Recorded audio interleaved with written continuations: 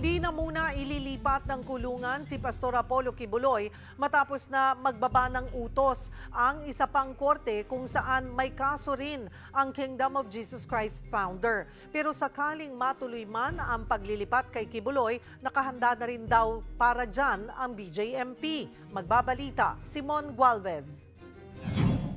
Napapalibutan ng rehas at may banyo pero walang pintuan. Ilan ito sa makikita sa posibleng maging kulungan sa Quezon City Jail ni Kingdom of Jesus Christ founder Apollo Kibuloy at kapwa-akusadong si Crescente, Canada. Ang mga babae namang kapwa nila akusado sa female dorm ilalagay na may hilera ng double deck sa selda. Kasunod ito ng utos ng Quezon City Regional Trial Court na ilipat sina Kibuloy sa kanilang jail facility dahil nahaharap sila sa mga kasong child at sexual abuse doon. Sa panayam sa Storycon ng One News, sinabi ng Bureau of Jail Management and Penology o BJMP na bukod kay Kibuloy, 9 na iba pang PDL ang makakasama niya sa selda. Bawat isang selda, merong 5 double-deck na kama. Na-inspect na po natin yung facility na yan at may mga bakante po talagang selda pa.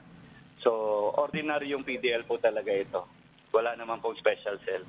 Swerte na nga lang din daw ni Kibuloy dahil 4,200 pa lamang sa 4,400 capacity ng QC Jail ang napunan sa ngayon. Pero kung matutuloy silang ilipat, kakailanganin daw ng BJMP na dagdagan ng seguridad doon. Papayagan naman daw si Kibuloy na lumahok sa Bible study kasama ang mga inmate, pero may limitasyon. He is allowed to practice his religion, attend to his religious activities, pero ang preaching po hindi po allowed, even sa other PDL hindi rin po allowed. Sa kabila nito, sa PNP Custodial Center pa rin mananatili sina Kibuloy.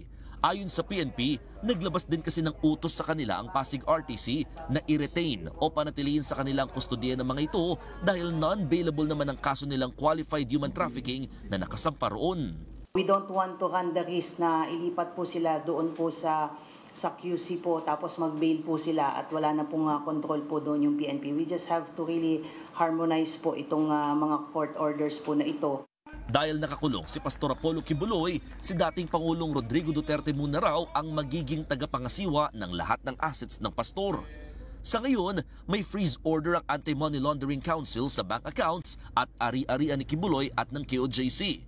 Tatagal ito hanggang February 2025. Ako, Simon Gualvez, para sa 1PA.